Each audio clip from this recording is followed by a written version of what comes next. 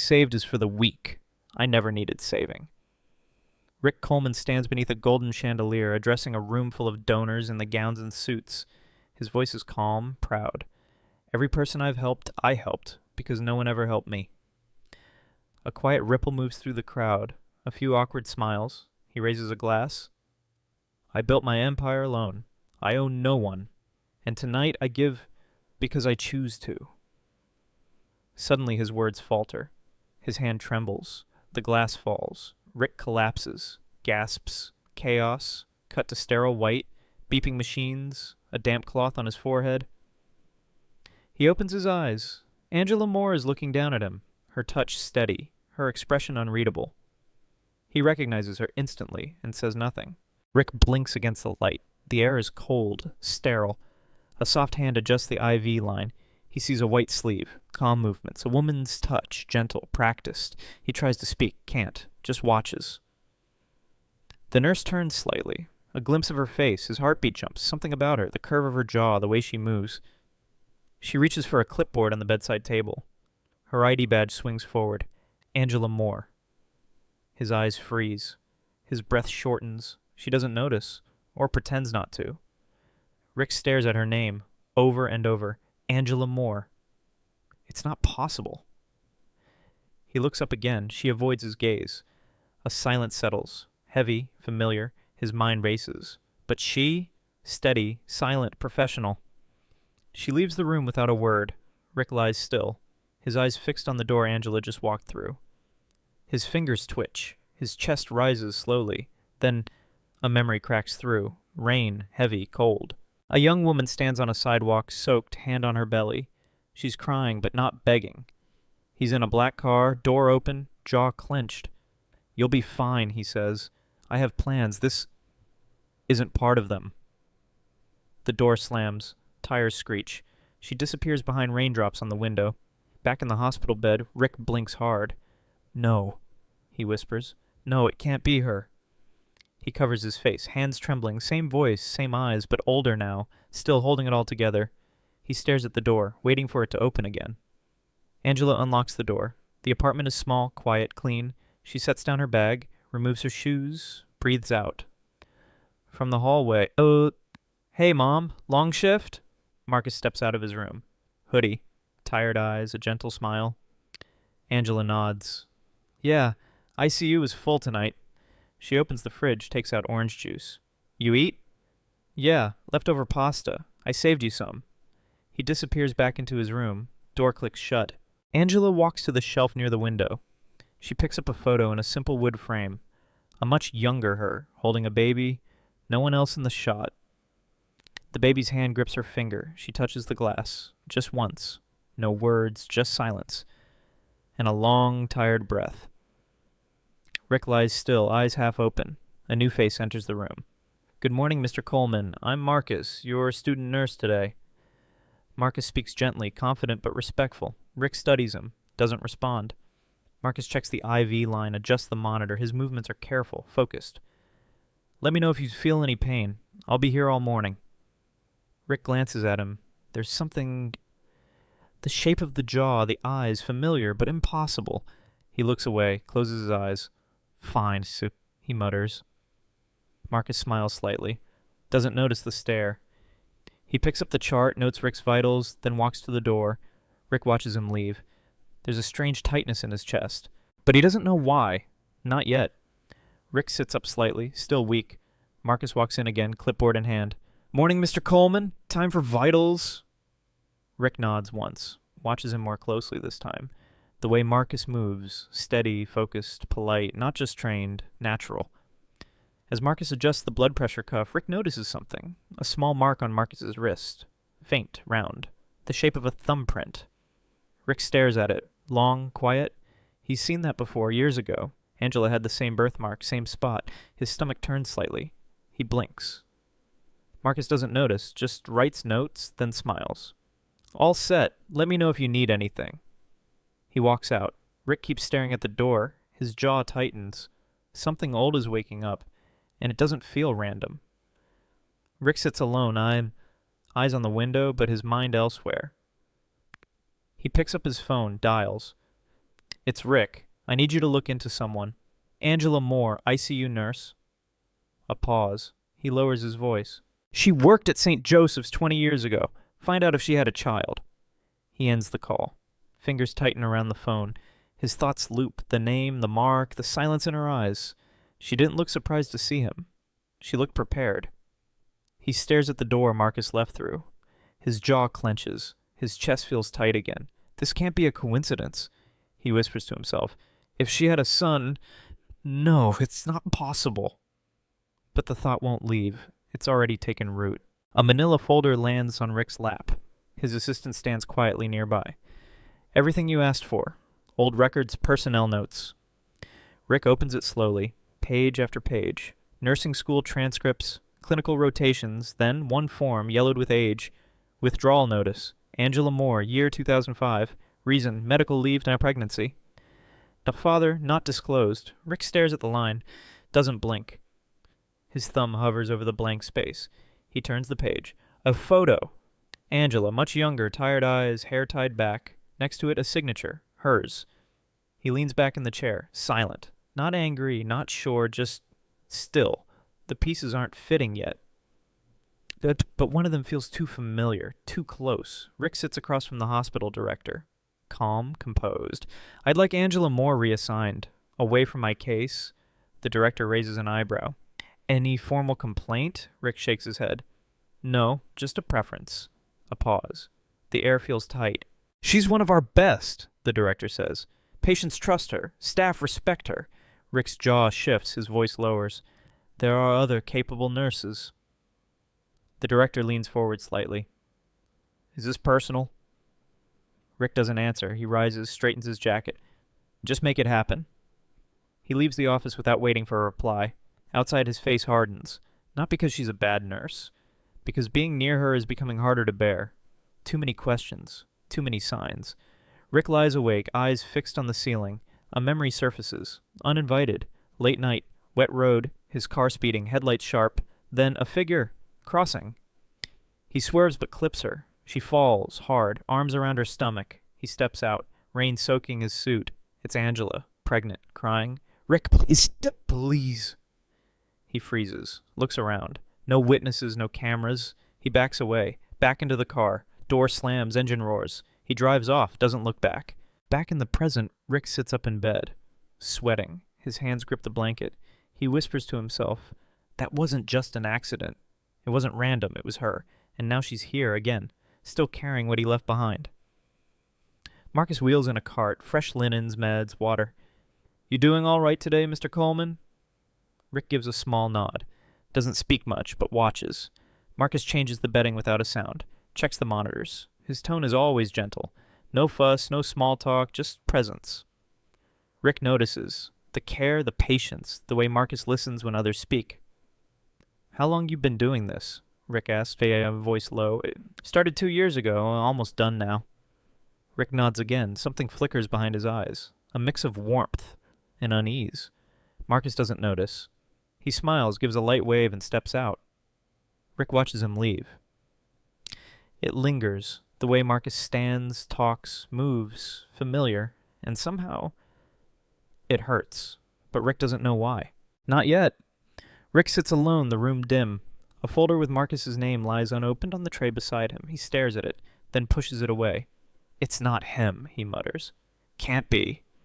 His mind flashes back. The birthmark, the voice, the age, too many signs, too close. Still he shakes his head. She would have said something. She would have told me.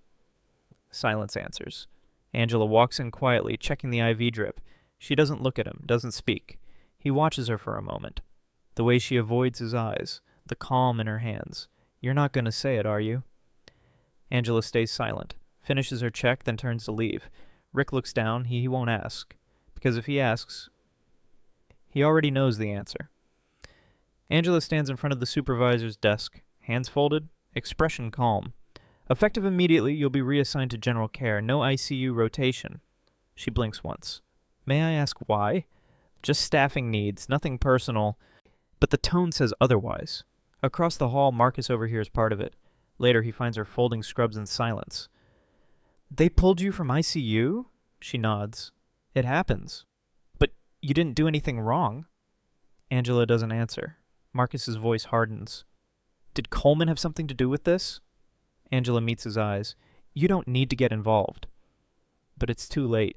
He sees it now, the quiet unfairness, and the man behind it. Angela enters the room with a new chart.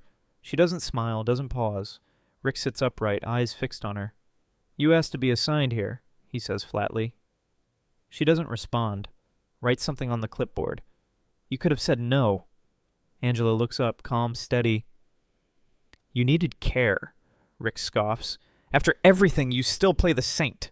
Angela shakes her head. It's not about you. Her voice is soft but firm. They lock eyes. Years of silence, years of hurt, all sitting between them.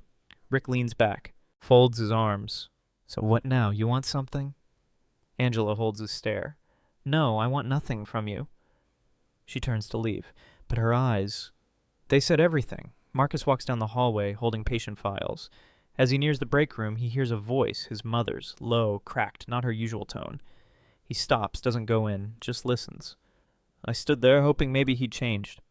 But he hasn't. Not even a little. A pause. He looked right through me, like I was still disposable. Marcus leans back against the wall, silent. He's never heard her speak like that. Inside, Angela wipes her eyes. A colleague places a hand on her shoulder. You okay? Yeah, I've been okay for years. Outside, Marcus turns to leave. His jaw tightens. He doesn't know the whole story, but something inside him shifts, quietly and deep. Rick waits in the hallway, waiting for blood work. Across from him, a frail, elderly patient struggles with her gown. Marcus steps in without a word. He kneels, adjusts the fabric gently, pulls a blanket over her legs. You want some water? He asks, voice soft. She nods, smiles weakly. Rick watches, eyes fixed and fixed. No cameras, no audience, just kindness. The way Marcus listens, the way he slows down, no rush, no ego. Something stirs in Rick's chest, not regret, not yet, but something close. He looks away for a moment, then back. Marcus laughs at something the patient says. Rick exhales, long, quiet. He doesn't know Marcus. But in that moment he wishes he had. The alarms go off, Rick's monitor spikes, blood pressure crashing. A nurse calls out, We need O negative, now! Panic, movement. No match in storage, and another voice shouts. Marcus rushes in. I'm O negative. They pause. You sure? Positive. Take it. Minutes later, he sits in the chair, needle in arm, blood bag slowly filling. He doesn't ask questions, doesn't hesitate. Inside the room, Rick is unconscious, pale still. The nurse whispers, He wouldn't have made it another hour. Marcus watches through the glass. Not knowing what flows from him is more than just blood. It's history. It's truth. And Rick? He has no idea who just saved his life. Not yet. Rick sits in silence. The envelope is already open. Inside, one sheet. White, clinical, DNA result, 99.9% match. Richard Coleman, Marcus Moore. His hands tremble slightly. He reads it again and again. The room feels colder. He closes his eyes, rubs his temple. No, he whispers. No, this can't be real. He stands, paces, then slams the paper on the table. It proves nothing. Tests can be wrong. But his voice cracks. He sinks into the chair, breathing hard. The truth is there, right in front of him. But Rick isn't ready, not for a son, not for what it says about the man he was. So he folds the paper and hides it in a drawer. Rick returns to his room. A folded handkerchief sits on the tray. No note. He picks it up. It's old, faded, soft from time. Inside, a photo. A young Angela holding a baby. No hospital, no partner. Just her.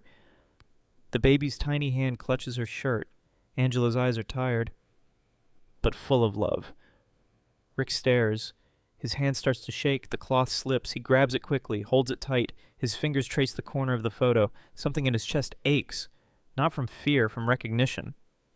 He turns the photo over. One line written in ink. You never asked.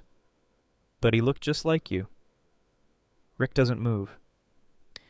He just sits there, with proof too human to deny. Rick sits quietly as Marcus checks his IV. His sleeve rises slightly, just enough. Rick sees it, a small scar, just above the wrist, round, faint, but unmistakable. That night flashes back, the accident, the woman falling, her arm landing first. He had seen that blood. He had left it behind. Rick's breath catches. He stares at the scar like it's alive. Marcus doesn't notice. Still adjusting the drip. You okay, Mr. Coleman? Rick nods, barely, eyes wide. That scar, where's it from? Marcus shrugs. Mom said it happened before I was born, some car thing. Rick closes his eyes, swallows hard. It all fits, the test, the photo, the scar. There's nothing left to deny. Marcus Moore is his son, and fate never forgot. Rick sits alone in the dark. No machines, no voices. Just stillness. The photo rests in his hand, the one Angela left. He stares at the baby's face, then at his own reflection in the glass. A voice echoes faintly in his mind. Let me know if you need anything, Mr. Coleman. Marcus's voice. Light, warm, unknowing. Rick lowers his head. A tear falls, then another. He doesn't wipe them away. Years of silence press against his chest. He thought he could outrun it, rewrite it. But the truth sat beside him all along. Quiet, gentle, calling him sir instead of dad. Rick closes his eyes, and for the first time in decades he lets himself feel it, all of it. Angela stands by the supply shelf, refilling gloves and gauze. Rick walks in, slower than usual. He stops a few feet away. Doesn't speak right away. She doesn't turn, just waits. His voice comes low, unsteady. I know who he is. Angela nods, still facing forward. I saw the scar, the photo, the test. A pause. Longer than it should be. I left you in the rain, and I kept walking.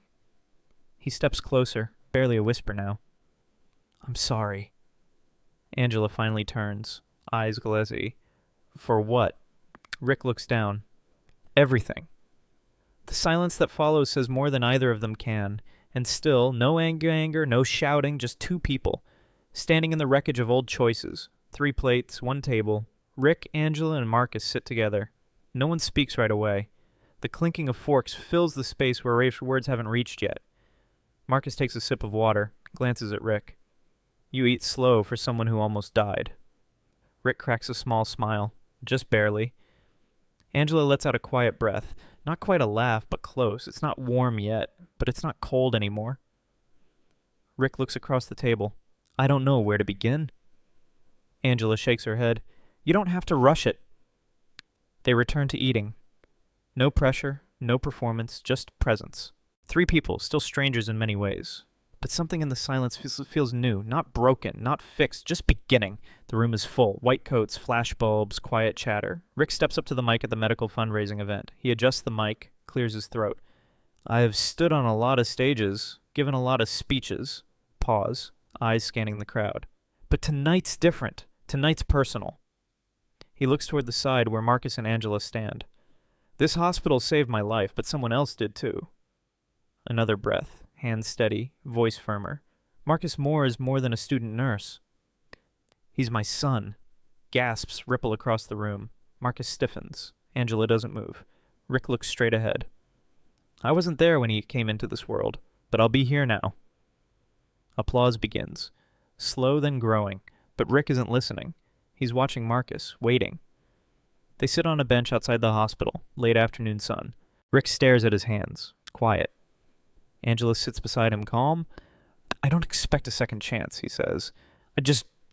I needed to say it. She nods once, lets the silence breathe.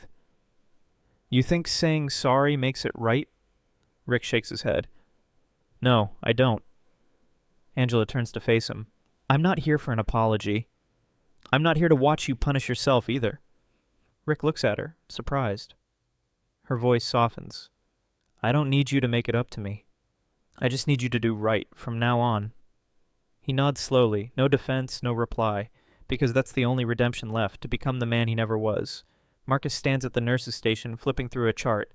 Rick approaches slowly, no tie, no prepared words. He stops a few feet away, waits. Marcus looks up, eyes steady, no smile, no frown, just still. For a long second, nothing is said. Then Rick extends his hand. Quiet, no speech, no apology, just the gesture. Marcus looks at it, blinks, then reaches out. Their hands meet.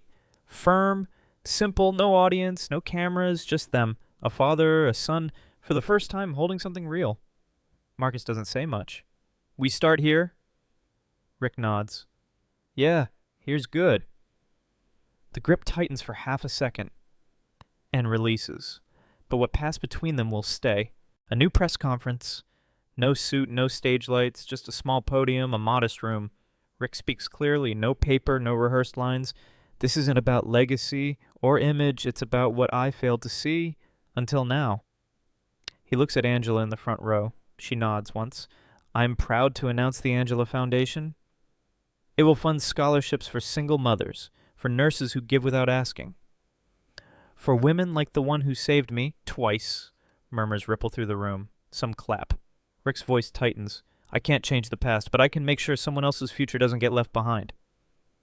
He steps down, no spotlight needed. Angela doesn't say anything, but her eyes shine. This time the gesture was enough. The sun hangs low. Warm light stretches across the lawn. Rick sits on the front steps of his home.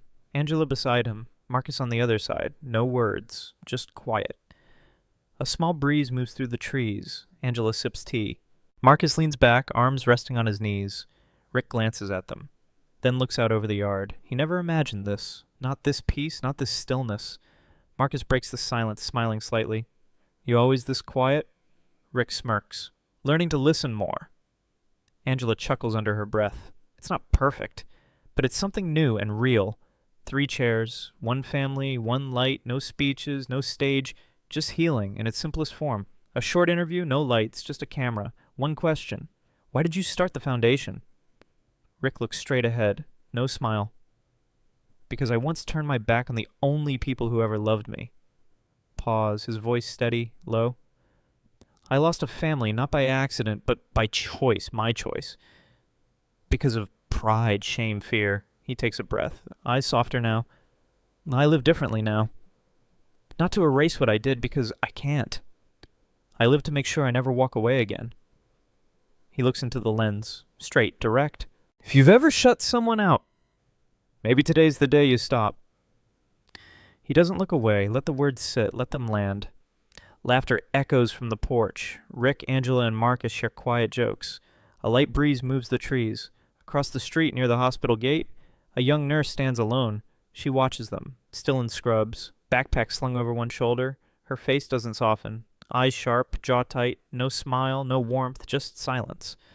She turns to leave, but looks back once more. Something unresolved lingers behind her stare. A truth untold, a history unspoken. Then she walks away, fade to black. Just before it ends, a line appears. Sometimes the past finds another way back. And with it, a feeling. Not everything is finished, not yet.